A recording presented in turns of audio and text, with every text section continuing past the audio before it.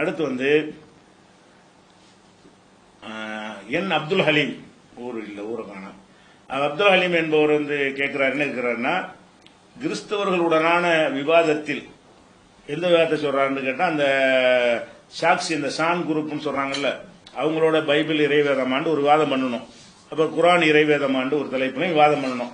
அந்த விவாதத்தில் நடந்ததை வைத்து ஒரு கேள்வி கேட்கிறார். என்ன கேட்கிறாருன்னா, கிறிஸ்தவருடனான விவாதத்தில் அஜ்வா குறித்த விஷயத்தில் அது பொய்யான செய்தி என்று கூறினீர்கள். ஆனால் சவுதி பல்கலைக்கழகம் நடத்திய ஆய்வில், அஜ்வான ஒரு பேரிச்சம்பழம், சவுதி பல்கலைக்கழகம் நடத்திய ஆய்வில் அஜ்வாவிற்கு விஷமுறிவு தன்மை உள்ளது என, அதாவது சிறு விஷமுறிவு தன்மை உள்ளது என கூறியுள்ளார்கள். ஆனால் விவாதம் செய்த நீங்களும் கிறிஸ்தவர்கள் மாறி மாறி விஷத்தை நீங்கள் குடித்து காட்டுங்கள், நீங்களும் இல்லை இல்லை நீங்கள் குடித்துக்காள் என்று அவர்களும் மாறி மாறி தள்ளியதன் அர்த்தம் என்ன? இந்த அஜ்வா குறித்த செய்தி நிலைதான் என்ன விளக்கவும் கேட்கிறார். இது வந்து அந்த விவாதத்தை பார்த்தவர்களுக்கு இவர் என்ன கேட்கிறாருன்னு தெளிவா தெரிஞ்சிடும். பார்க்காதவங்க இருப்பாங்க இல்லையா, அவங்களுக்கு வந்து சாட்டா சொல்லிட்டு இந்த கேள்விக்கு வருவோம். அந்த விவாதத்தில் என்ன பிரச்சனைன்னு கேட்டா, கிறிஸ்தவரோட விவாதம் நடக்குது. அந்த விவாதத்தில் வந்து நம்ம ஒரு வாதத்தை வைக்கிறோம் அவங்கள்ட்ட. என்ன தலைப்பு விவாதம்? பைபிள் இறைவேதமா குரான் இறைவேதமாண்டு அடுத்த விவாதம். ரெண்டு தலைப்பு தனித்தனியா பிரிச்சுக்கிட்டோம். பைபிள் இறைவேதமாங்கிறது அது மட்டும் தான் பேசணும், குரான் இறைவேதமாங்கிற குரானை மட்டும் தான் பேசணும் அப்படின்னு பிரித்து கொண்ட வகையில பைபிள் இறைவேதமாங்கிற தலைப்பில் விவாதம் நடக்குது. அந்த விவாதத்தில் நம்ம ஒரு கேள்வி கேட்டோம், இறைவேதம்னு சொல்றீங்க, இறைவேதம்னு சொன்னா அதுல சொன்னது அப்படி நிறைவேறணும். நம்ம கேட்ட கேள்வி, அவங்கள நோக்கி விவாதத்தில் கேள்வி வச்சோம். இறைவேதம்னு சொன்னா இறைவன் சொன்னா நிறைவேறணும்ல, நிறைவேறணும். அப்ப இந்த பைபிள்ல ஒரு விஷயம் சொல்லப்படுது, அது உண்மை இறைவேதம் நீங்க நம்புனீங்கன்னா அதை நீங்க நிரூபிச்சு காட்டுங்க. என்ன சொல்லப்படுதுன்னு கேட்டா, யார் ஒருத்தன் வந்து இந்த கருத்திற்காக வேண்டி பாடுபடுறான், அவனை வந்து எந்த விஷமும் ஒன்றும் செய்யாது, அவனை வந்து பாதிக்காது, அவன் என்ன செய்வான்னு கேட்டா வந்து பயங்கர சக்தி உள்ளவனா இருப்பான் அப்படிங்கிற மாதிரி ஒரு கருத்துப்பட பைபிள்ல உள்ள விஷயங்கள்லாம் எடுத்துக்காட்டி, இப்ப இந்த மாதிரிலாம் இருக்குது, விஷம் ஒன்றும் செய்யாது, நவமான பாஷையெல்லாம் பேசுவார்கள் அப்படின்னு நிறைய அவங்களுக்கு பெரிய ஆற்றல்லாம் வரும்னு சொல்றாங்க. அதை வச்சு நம்ம கேட்டோம், இது இறைவேதம் நம்புறீங்கல்ல? ஆமா. இறைவன் சொன்னா உண்மையா தானே இருக்கு? ஆமா. அப்ப இந்த அருக்கு விஷம் தான், நான் விஷத்தை அங்க வச்சிருந்தோம், இந்தாங்க விஷம், இதை குடிச்சிட்டு உசுரோட இருந்து காட்டுங்க அப்படின்னு சொல்லி விவாதத்தில் வச்சோம். இந்த கேள்வி வந்து நான் புதுசா கேட்டது கிடையாது. இந்த கேள்வி அவர்கள் நோக்கி இந்த கேள்வி நான் கேட்டது கிடையாது. இது அகமது தீதார் அந்த காலத்தில் நமக்கு முன்னாடி கேட்டிருக்காரு. அகமது தீதாருங்கிற ஒரு அறிஞர் வந்து இதே மாதிரி கிறிஸ்துவ விவாதத்தில் வந்து இதே விஷயத்தை சொல்லி அவர் கேட்டிருக்கிறாரு. கேட்டதுனால இவங்களுக்கு அதுக்கு ஆன்சர் ரெடி பண்ணி வச்சிருக்காங்க. அன்னைக்கு புதுசா நான் கேட்டேன்னா ஆன்சர் பண்ணிருக்க மாட்டாங்க. ஆல்ரெடி இந்த கேள்வி அவங்க சந்திச்ச காரணத்தினால என்ன செய்யறாங்கன்னா, இதை சொன்ன உடனே ஒரு பேரிச்சம்பழம் பாக்கெட் வச்சிருக்காங்க, ரெடியா கொண்டு வந்திருக்காங்க. அப்ப என்ன விளக்குது, இந்த கேள்வி வரும்னு முன்னாடி உங்களுக்கு தெரிஞ்சு இருக்கிறது. எதை வச்சு தெரிஞ்சு இருக்குதுன்னு கேட்டா, ஏற்கனவே அவர்களை நோக்கி இந்த கேள்வி கேட்கப்பட்டு இருக்கிறது. அதுக்கு அப்ப ஆன்சர் பண்ண முடியல அவர்களுக்கு. இப்ப நல்லா யோசிச்சு பார்த்து இஸ்லாத்துல என்னன்னு தேடி பாக்குறாங்க, இதே மாதிரி இருக்குதாண்டு. ஒரு ஹதீஸ் உங்களுக்கு கிடைக்குது. என்ன ஹதீஸ்? யார் ஒருத்தன் மதீனாவுடைய அஜ்வாங்கிற பேரிச்சம்பழத்தை சாப்பிடுகிறானோ அவனை விஷம் ஒன்றும் செய்யாது. ஒரு ஹதீஸ். மதீனாவுல எல்லா பேரிச்சம்பழம் இல்ல, அஜ்வாங்கிற பேரிச்சம்பழம், அந்த அஜ்வாங்கிற வகை பேரிச்சம்பழத்தை இவன் சாப்பிடுகிறானோ அவனை விஷம் ஒன்றும் செய்யாதுன்னு ஒரு ஹதீஸ் இருக்கிறது. அந்த ஹதீஸை எடுத்துக்கொண்டு வைத்துக்கொண்டு, அப்ப நீங்க வந்து இந்த மாதிரி நம்ம நம்புறீங்கல்ல, நீங்க இந்த விஷத்தை குடிச்சு காட்டுங்க, இந்தாங்க அஜ்வா பேரிச்சம்பழம், இந்தாங்க விஷம். நான் விஷத்தை மட்டும் கொடுத்தேன், அவங்க ரெண்டு கொடுத்தாங்க. என்ன கொடுத்தாங்க? இந்தாங்க அஜ்வா பேரிச்சம்பழம், இந்தாங்க விஷம்னு கொடுத்தாங்க. கொடுத்தவன இந்த இதை கேட்கிறாரு. இவ கேட்கும் நான் சொன்னேன், இந்த ஹதீஸ் சரியான ஹதீஸ் இல்லை, நாங்க எப்ப அறிவிச்சிட்டோம், உன் விவாதத்துக்கு அறிவிக்கல. இது வந்து இஸ்லாத்துக்கு ரசூல்லா பேர்ல உள்ள ஒரு பொய்யான ஒரு செய்தி. எந்த புக்ல இடம்பெற்றிருந்தாலும் சரி, இதை வந்து நாங்க என்ன செய்யல, அதுல சூனியமும் சேர்ந்து வருது, சூனியமும் விஷமும் ஒன்னும் செய்யாதுன்னு வருது. சூனியமே இல்லைன்னு இருக்கோம் நாங்க. அப்ப சூனியமும் விஷம் ஒன்னும் செய்யாதுன்னு எப்படி அந்த ஹதீஸ்ல வரும் அப்படின்னு சொல்லிவிட்டு, ஒரு பேரிச்சம்பழத்தை சாப்பிட்டால் விஷம் ஒன்னும் செய்யாது என்கிற மாதிரியான ஒரு அடிப்படை வந்து அது நபிகள் சொன்னது கிடையாது. இந்த மாதிரி விஷயங்கள் இருக்குமையானால் அதை வந்து டிக்ளேர் பண்ணி நிரூபிச்சு காட்டணுங்கிற அளவு நாங்க சவால் விட்டுட்டு இருக்கிறோம் இப்படின்னு சொல்லிவிட்டு, அதனால இப்ப நாங்க வந்து இது ஹதீஸ் இல்லைன்னு சொல்லிட்டோம்ல, நபி சொன்னது இல்லைன்னு, நீ பைபிள் இல்லைன்னு சொல்லிப்ப, நீ என்ன செய்யணும்? இதே மாதிரி நான் வந்து இல்லைன்னு சொன்னா என்னை வற்புறுத்த இயலாது, நீ இறைவேதம் சொல்லிட்டு இருக்கிறத நான் கேட்டேன். அப்ப நீ என்ன செய்யணும்? நான் சொல்லிட்டேன், இப்ப நான் குடிக்க தேவையில்லை, நீ எப்ப தப்பிக்கலாம்னு கேட்டா, இது வந்து இறைவன் வேதம் இல்லைன்னு சொல்லிப்போம், விஷம் விட்டுருவோம், விஷத்தை வாங்கிக்கணும் சொல்லி அந்த பேரிச்சம்பழத்தை அங்க ரிட்டர்ன் பண்ணி விட்டேன். திருப்பி வரல உனக்குதா. இது அந்த விவாதத்தில் நடந்த ஒரு விஷயம். அப்ப அதுதான் கேட்கிறாரு. அப்ப அஜ்வாங்கிறதுல வந்து விஷம் முறிவு இல்லைன்னு விவாதம் பண்றீங்க, அதுக்கு ரெண்டு பேரும் அடிச்சுக்கிட்டீங்க. இப்ப வந்துகிட்டு மதீனாவுல ஒரு ஆய்வு செஞ்சு ஒரு சின்ன ஒரு விஷமுறிவு தன்மை இருக்குன்னு சொல்றாங்களே, அவரே சின்னன்னு தான் போட்டிருக்காரு, சிறிய அளவில் சொல்லி. முதல் விளங்கிக்கிறேன்னு, எல்லா பொருள்லையும் ஏதாவது ஒரு தன்மை இருக்கும். அஜ்வாவில் தான் கிடையாது.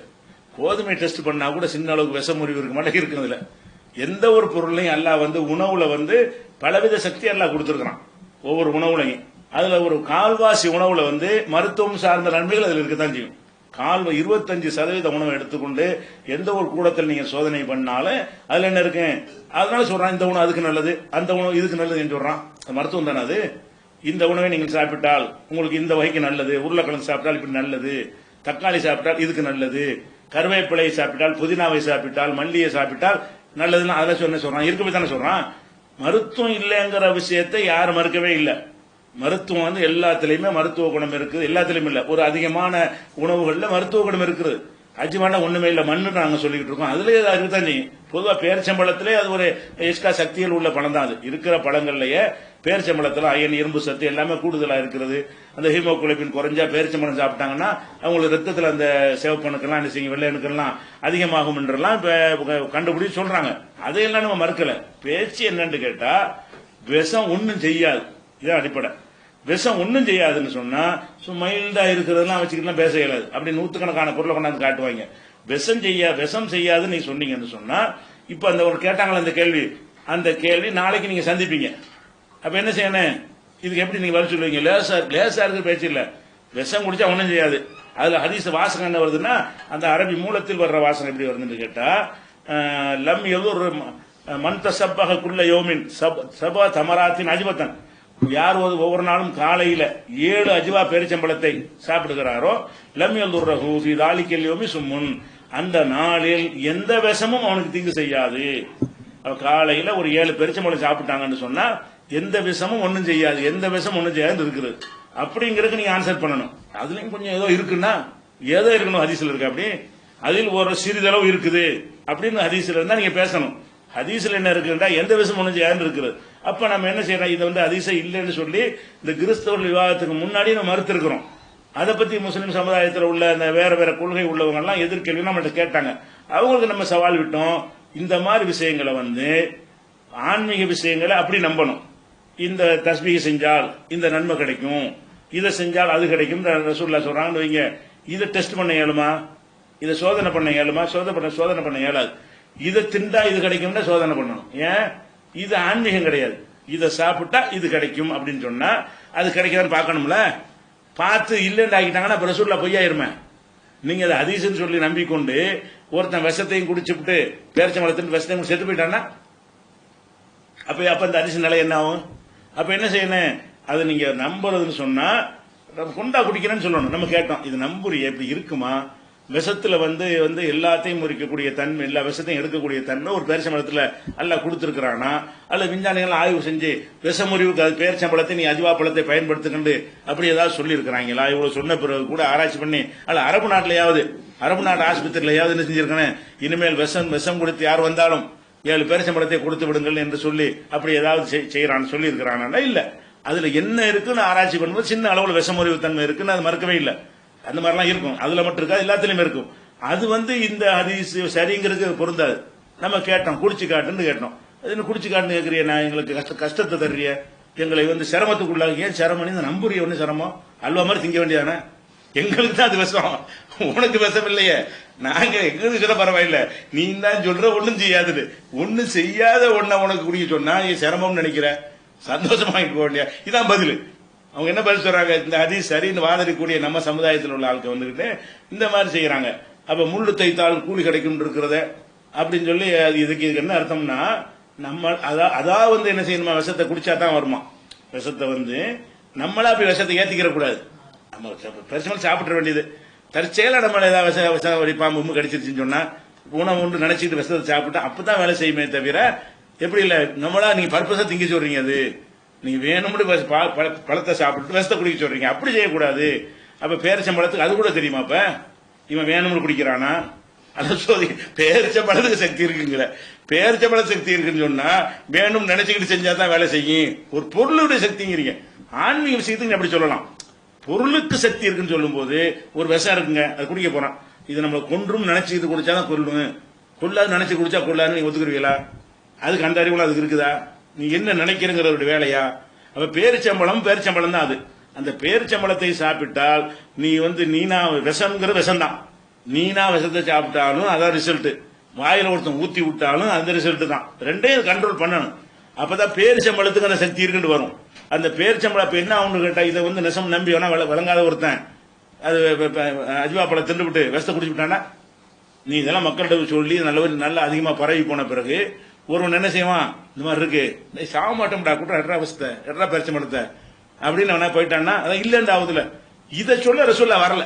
முதல் நினைக்கணும், ரசூல் ஸல்லல்லாஹு அலைஹி வஸல்லம் அவர்கள் இதை சொல்றதுக்கு வந்தாங்க, ஹலால் ஹராம சொல்றதுக்கு வந்தாங்க. சில மருத்துவ ரீதியா சில சொல்லி இருக்கிறாங்க, அது நான் வகி கிடையாது. அந்த மருத்துவத்துக்கு நம்ம செய்ய தேவையில்லை. ரசூல்லா காலத்துல காயம் பட்டா என்ன செய்வாங்க, சாம்பல் அள்ளி பூசிக்கிடுவாங்க. ரசூல்லாவுக்கு அதான் செஞ்சாங்க. உஹது போர்ல பல்லு உடைஞ்ச பிறகு ரத்தம் ஓடிக்கிட்டே இருக்கிறது, ரத்தத்தை நிப்பாட்ட முடியல. உடனே ஃபாத்திமா என்ன செய்யறாங்க, ஒரு பாயை ஈச்சம்பாயை எடுத்து எரிச்சு அந்த சாம்பல் எடுத்து அந்த இடத்துல பூசுறாங்க. பூசுறோன்னு ரத்தம் அரெஸ்ட் ஆயிடுச்சு. ரத்தத்தை கட்டுப்படுத்துறதுக்கு அந்த காலத்துல இருந்த ஒரு வழி இதுதான். இன்னைக்கு ஆக்சிடென்ட் அதான் பூசிக்கிட்டு இருக்கிறீங்களா? அதுல சைடு எஃபெக்ட்லாம் நிறைய இருக்குது. ஆனா ரத்தத்தை நிப்பாட்டி போடும். அந்த ஒரு தன்மை இருக்க போய் இப்போதைக்கு ரத்தம் நின்று ஆள் பொழைச்சிக்கிறவாருங்கிறதுக்காக வேண்டி அந்த காலத்துல செஞ்சாங்க. ரசூலுல்லாஹ் செஞ்ச மருத்துவம்னு சொல்லிட்டு இது ஆக்சிடென்ட் ஆனவன சாம்பலை போட்டு பூசுன்னு சொல்லுவீங்களா? இப்ப அது என்ன செய்யறோம், அது அந்த காலத்து மருத்துவம். இந்த காலத்துல ரசூலுல்லாஹ் இருந்தா இதுதான் செஞ்சிருப்பாங்க, ஆபரேஷன் தச்சிருப்பாங்க இந்த காலத்துல இருந்தா. அப்ப ரசூல் ஸல்லல்லாஹு அலைஹி வஸல்லம் காலத்துல செஞ்ச மருத்துவங்கள்லாம் அல்லாஹ் வஹி அறிவித்து செஞ்சது இல்ல, அந்த சமுதாயமே செஞ்சது. ரசூலுல்லாஹ் மற்றவங்களும் செஞ்சாங்க. இந்த மருத்துவத்தை எல்லாம் ரசூலுல்லாஹ் செஞ்சார்கள், அந்த காபிர்களும் இதைத்தான் செய்வார்கள். அப்ப இது வகையில மருத்துவம்னா மருத்துவராக ரசூல் டாக்டர் அவங்க இந்த கொரோனாவுக்கு இது செய்யுங்க அது சொல்றதுக்கு வந்தாங்க, அப்படி சொல்றதுக்கு வரல. அவங்க வந்தது என்ன, மறுமையில வெற்றி பெறுவதற்குரிய விஷயங்களை சொல்வதற்கு வந்தார்கள். அது உலக விஷயத்தையும் பேசுவார்கள். நம்ம தானே செய்யணும், இது அந்த காலத்துல உள்ள முறையை சொல்லி தந்திருக்காங்கன்னு எடுத்துக்கொள்ளணும். அப்படி சொன்னாலேயே அது வகையில வராதுன்னு சொல்லிட்டு இருக்கிறோம். நீங்க என்னன்னு கேட்டா விஷத்தை குடிச்சிட்டு பேரிச்சம்பழம் தின்னுன்னா இதை வச்சுக்கிட்டு அஜ்வான்னு ஒரு பழத்தை வச்சு அநியாயத்து வைக்கிறாங்க. அது நல்லா கூட இருக்க மாட்டேங்குது. அஜ்வாங்கிற பழம் வேற பழத்தை விட சுவையா கூட இல்ல. அஜ்வான்னு ஒரு டப்பாவில் அடிச்சு வச்சுட்டு 400 கிராம் 850 ரூபா 950 ரூபா அப்படி விற்கிறாங்க. ஒரு கிலோவே என்ன செய்யுது 200 ரூபாய்க்கு இருக்கிற ஒரு நேரத்தில் 400 கிராம் ஒரு பழத்தை வச்சு என்ன செய்யறாங்க, இந்த மாதிரி எல்லாம் அஜ்வான் போட்டு விற்கிற காட்சியெல்லாம் பாக்குறது. அதனால இந்த ஹதீஸை வச்சு தான் அஜ்வாவா ரசூலுல்லாஹ் சொல்லிட்டாங்க, விஷம் கூட ஒண்ணும் செய்யாது. அப்படி இருந்தா அப்படி கிடையாது. அது ஒரு பேரிச்சம்பழத்தில் என்ன இருக்கு அதெல்லாம் இருக்கும். அஜ்வால என்ன இருக்கு, சாத பேரிச்சம்பழத்தில் என்னெல்லாம் இருக்குமோ அதெல்லாம் அஜ்வாங்கிற பழத்திலும் இருக்கும். அது ஒரு வகை தான். அரிசியில் நம்ம சொல்ல மாட்டோமா, சம்பா அரிசி 5008 5020 பாசுமதி, அது மாதிரி ஒரு வகை, எல்லாம் அரிசி தான். அது விளங்கிக்கணும். இது ஒரு விஷயம். அதனால இந்த அஜ்வாங்கிறது மையத்துக்கு ஹதீஸ் கிடையாது. இது எந்த அறிவிப்புல வந்திருந்தாலும் சரி, இது என்னன்னு கேட்டா அந்த மார்க்கங்கிறதுங்க அறிவார்ந்த விஷயங்களா இருந்தா நிரூபிச்சு காட்ட சொல்லணும். அறிவு சார்ந்த விஷயங்கள் ஆன்மீக சம்பந்தப்பட்டது போய் நிரூபிச்சு காட்ட முடியாது. இப்ப உதாரணமா நபிமார்கள்ட்ட ஹூது நபிட்ட நபி இப்ராஹிம் நபிட்ட எல்லாம் சவால் விடும்போது என்ன செய்வாங்க, எனக்கு இங்க கடவுள்கள் உன்னை அழிச்சு விடுவாங்க, நாங்க பயப்படுகிறோம்னு சொன்னோம்னா செய்ய சொல்லுன்றார் அவரு. அப்ப டெஸ்ட் பண்ணணும், கேள்வி கேட்கணும், சவால் விடணும். அப்ப அந்த மாதிரி என்ன செய்யறா, இந்த மாதிரி ஒரு கேள்வி கேட்கும்போது இந்த பதில சொல்லுவீங்களா? என்ன செய்வாங்க, காபியர்களை திருப்திப்படுத்துவதற்கா மறுக்கிறாருமாங்க. ஆனா காபியர்களை திருப்திப்படுத்துறது அந்த மார்க்கமே. நீ எல்லாம் காபிரா தானே இருந்தோம், சஹாபாக்கெல்லாம் காபிரா தான் இருந்தாங்க, திருப்திப்படுத்தி தான் இஸ்லாத்துக்கு வந்தாங்க. காபியர்களை திருப்திப்படுத்தினா காபியர்களை திருப்திப்படுத்தாத மார்க்கமா இது? இந்த மார்க்கமே காபியரை திருப்திப்படுத்தும். ஒழுங்கான முறையில் சொன்னால் காபியரை திருப்திப்படுத்திருக்கா சொல்லக்கூடாது, அப்படின்னு ஏற்கமுறை சொல்லணுமா? அப்ப காபிர் எப்படி இருக்கிறானோ அப்படின்னு சொல்லணுமா? அப்ப காபிரா இருந்தவர்களுக்கு தான் அந்த குர்ஆன் அருளப்படும் போது அவங்க தான் இருந்தாங்க. ரசூலுல்லாஹ்வை தவிர எல்லாரும் காபிரா தான் இருந்தாங்க. அப்ப அந்த காபிர்களுக்கு தான் குர்ஆன் அருளப்படுகிறது. அவர்கள் திருப்தி அடைஞ்சுதான் என்ன செய்யறாங்க, இஸ்லாத்துக்கு வர்றாங்க. நீ நம்ம காபிரத்தை பிரிச்சுறாங்க, இதோட உங்களுக்கு குர்ஆன் இல்ல எங்களோட முடிஞ்சிருச்சுங்கிறாங்க. அது இன்னைக்கு வரைக்கும் காபிரை திருப்தி படுத்தன, அது பெரிய தப்பு மாதிரி. காபிரை திருப்திப்படுத்துறதுங்கிறது தப்பா கரெக்ட்னு அர்த்தமா? காபிரையும் இந்த மார்க்கம் திருப்திப்படுத்துதுன்னா என்ன அர்த்தம்? கரெக்ட்னு அர்த்தம். காபிரை திருப்தி நம்பணும்னு திருப்திப்படுத்தோம்னா நல்ல மார்க்கமா? அது நம்பணும்னு தான் எல்லா மார்க்கமும் திருப்திப்படுத்துமே. ஒருத்தன் ஒரு விஷயத்தை நம்பிட்டான்னு சொன்னா தப்பானதை நம்பினா கூட அவனுக்கு திருப்தியா தான் இருக்கும். இஸ்லாம் எப்படிப்பட்டதுன்னு கேட்டா உன்னை மட்டும் திருப்திப்படுத்தாது, அவனையும் திருப்திப்படுத்தும். அப்படியான மார்க்கம்ங்கிற அடிப்படையில் சிந்திச்சு பார்த்தா இதுதான் பதில். காபிரை திருப்தி ஹதீஸ்களை மறுக்கிறார்கள் அப்படிங்கிற மாதிரி சொல்றாங்க. அப்ப இந்த காபிர் அப்ப வரமான இஸ்லாத்துக்கு இதை சிந்திச்சு பார்த்துட்டு வரம் நின்றுட்டானா என்ன செய்வார்? இதெல்லாம் ஹதீஸ் இல்லப்பா, இதை போய் இங்க வாப்ப அல்லாஹ் பத்தி பேசுறான்னு கூட்டிட்டு வருவீங்களா? அவனை விட்டுட்டு நீ சம்மு இருக்கு, விஷம் இருக்கு, சூனியம் இருக்குன்னு சொல்லிட்டு போனீங்கன்னா இது சரியா வராது. இது ஒரு விஷயம்.